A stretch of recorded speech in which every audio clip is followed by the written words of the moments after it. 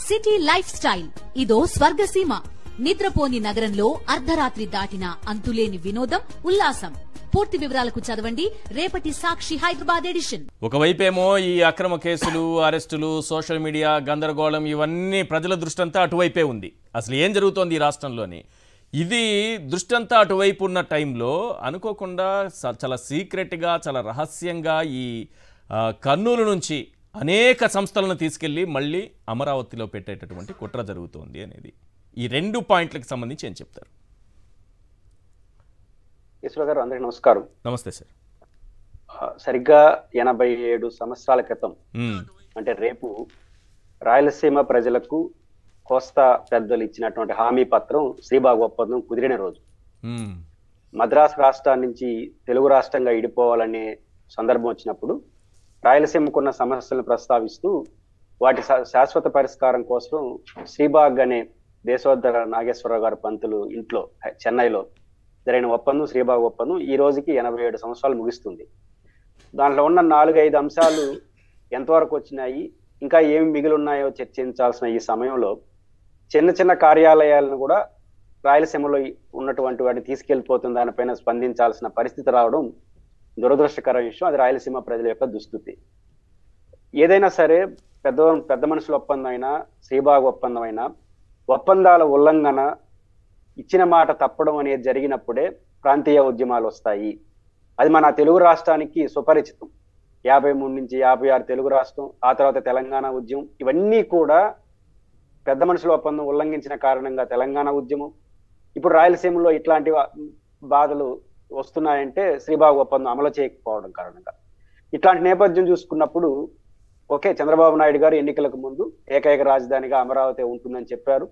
సరే, వాళ్ళకి మ్యాండేటరీ రాజకీయ కారణాలతో వాళ్ళకి వచ్చింది, వాళ్ళు చేయొచ్చు. కానీ గతంలో ఆల్రెడీ నిర్మాణంలో ఉండి అనౌన్స్ అండి కార్యాలయాలు పనిచేస్తున్న కార్యాలయాన్ని తీసుకెళ్లే ప్రయత్నం చేయడం అనేది చాలా దుర్మార్గమైన విషయం. ఎందుకంటున్నానంటే కోర్టులో ఇది జగన్మోహన్ రెడ్డి గారి ప్రభుత్వం జ్యుడిషియల్ క్యాపిటల్లో భాగంగా కొన్ని కార్యాలయాల్ని మీరు ప్రస్తావించిన 4-5 కార్యాలయాలు ఆల్రెడీ అక్కడ పనిచేస్తున్నాయి. లోకాయుక్త లక్ష్మణ్ రెడ్డి గారు మొదటిగా అక్కడ కార్యాలయాన్ని ప్రారంభించారు, అవన్నీ నడుస్తున్నాయి. ఈ సందర్భంగా కోర్టులో చర్చ కూడా జరిగింది ఈశ్వర్ గారు.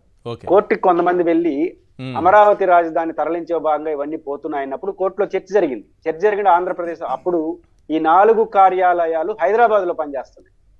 ఆల్రెడీ అమరావతి రాజధాని ప్రాంతంలో లొకేట్ అయినటువంటి ఏ కార్యాలయాన్ని మేము తరలించట్లేదు.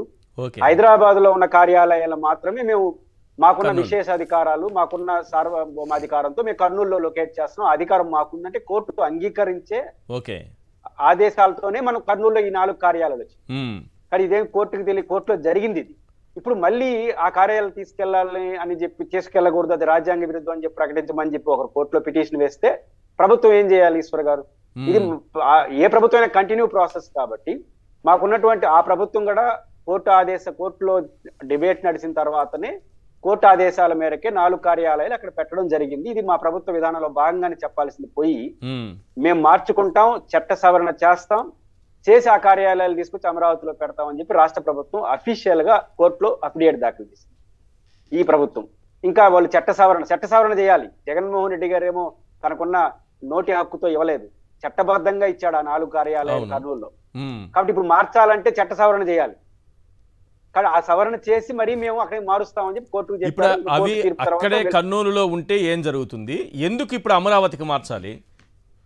బేసిక్ గా నేను అనుకుంటుంది కర్నూలులో ఉంటే ఏం జరుగుతుంది అనే దానికన్నా ఇప్పుడు అమరావతి రాజధాని పైన ఫోకస్ ప్రధానంగా పెడుతున్నారు. ఓకే, మీకు మ్యాండేటరీ వచ్చింది, ఎలక్షన్ ముందు కూడా మీకు అన్ని కార్యాలయాలు పెడతా ఉన్నారు, రాష్ట్ర రాజధాని పెట్టుకోండి. కానీ ఇతర ప్రాంతాల్లో ఉన్న రాష్ట్ర స్వభావం కార్యాలయం ఎందుకు అక్కడికి తీసుకెళ్ళాలి? ఇది మౌలికమైన ప్రశ్న. ఎందుకు తీసుకెళ్తున్నారు అని అంటే నేను అనుకుంటుంది ఏంటంటే, ఇప్పుడు కూడా చంద్రబాబు నాయుడు గారు అసెంబ్లీలో సెల్ఫ్ సఫిషియెంట్ రాజధాని అనే పదం వాడారు. సెల్ఫ్ సఫిషియెంట్ రాజధాని అనే పదం వాడుతూ అదే బడ్జెట్ లో 15,000 కోట్ల రూపాయలు ప్రపంచ బ్యాంక్ అప్పు తీసుకొస్తామని చెప్పారు. ఇప్పుడు అమరావతికి ఏదైతే ప్రాథమికంగా వర్కులు కేటాయిస్తున్నారో అది ఏ డబ్బుతో? 15,000 కోట్ల రూపాయల ప్రపంచ బ్యాంక్ అప్పు, ఇంకొక 12,000 కోట్ల రూపాయలు నాబార్డ్ నుంచి రుణం, అంటే మొత్తం అప్పే కదా 26,000 కోట్ల రూపాయలు అప్పు తీసుకొచ్చి ఆడ రాజధాని నిర్మాణాన్ని పనులు ప్రారంభిస్తామని ఒకవైపు అంటారు, ఇంకోవైపు సెల్ఫ్ సఫిషియెంట్ రాజధాని అంటారు. ఈ గందరగోళం ఎందుకు వస్తా ఉందంటే, ఇప్పుడు రాజధాని ప్రాథమిక దశలో ఉన్న నేపథ్యంలో అక్కడ ఒక వాతావరణం క్రియేట్ కావాలంటే పెద్ద ఎత్తున పరిశ్రమలో ఇన్స్టిట్యూషన్స్ రావాలి. మీరు ప్రారంభ మాటలో చెప్పినట్టు అవి వచ్చే పరిస్థితి కనపడలేదు కాబట్టి ప్రభుత్వం తన చేతిలో ఉన్న కార్యాలయాలు అక్కడ పెట్టే ప్రయత్నం చేస్తా ఉంది. సో జగన్మోహన్ రెడ్డి గారు పెట్టిన కార్యాలయాలని తీసుకెళ్తున్నారు, వీళ్ళు పెట్టింది ఏమి లేదైతే.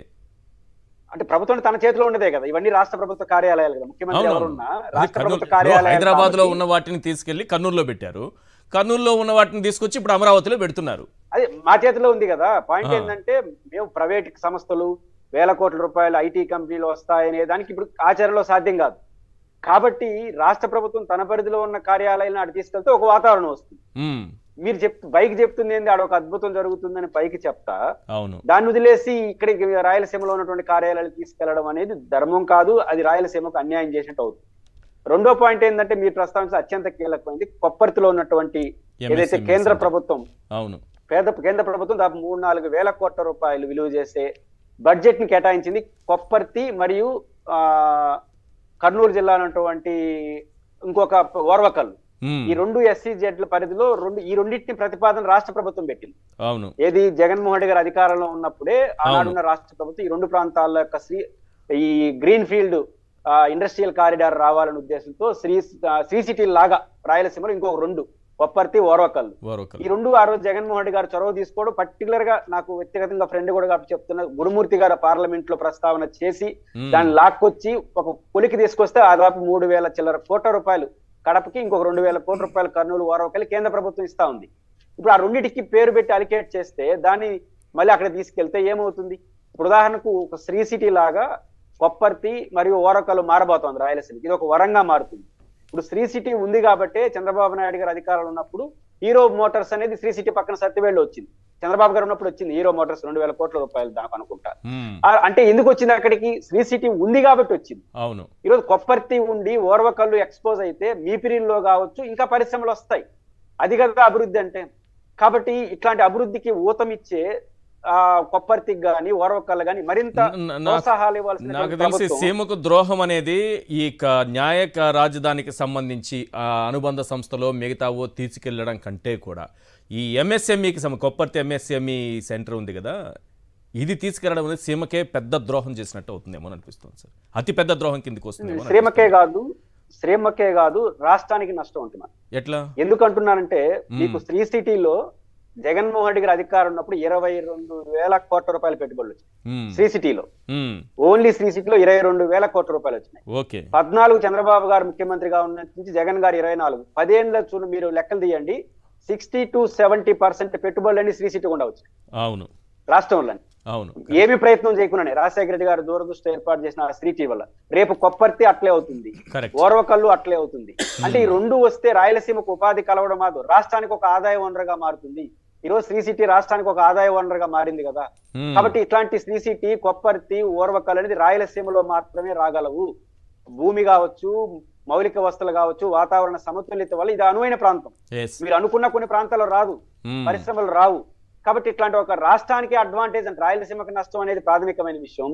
రాష్ట్రానికి కూడా ఒక అడ్వాంటేజ్ కోల్పోతారు. సి సిటీ లేకుండా ఉంటే ఆ 22,000 కోట్లు వచ్చిండేటి కావు కదా.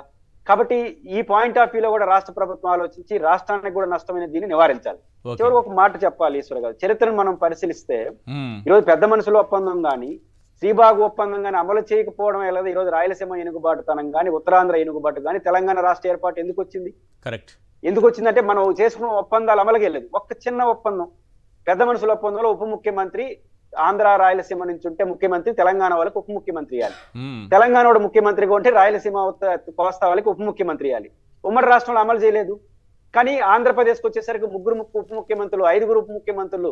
తెలంగాణ అంటే రాజకీయ అవసరాలకు ఇచ్చిన ప్రాధాన్యత ఆ ప్రాంత మనోభావాలకి ఒప్పందాలకు ఇవ్వలేదు ప్రభుత్వాలు. దాని ఫలితమే తెలంగాణ ఉద్యమం. రేపు రాయలసీమలో కూడా ఈ ఆకాంక్షలు ఈ బాధలు ఎందుకు వ్యక్తం కావాలి? కాబట్టి ప్రభుత్వం ఆలోచించుకోవాల్సింది శ్రీబాగు ఒప్పందంలో ఉన్నటువంటి మొదటి హామీ ఎట్లా పక్కన పెడుతున్నారు, రెండో హామీ పక్కన పెడుతున్నారు. ఒక్క చిన్న హామీని కూడా అమలు చేయకపోతే రాయలసీమ భవిష్యత్తు ఏమవుతుంది? ఇది ఖచ్చితంగా ప్రభుత్వాలు ఆలోచించాలి.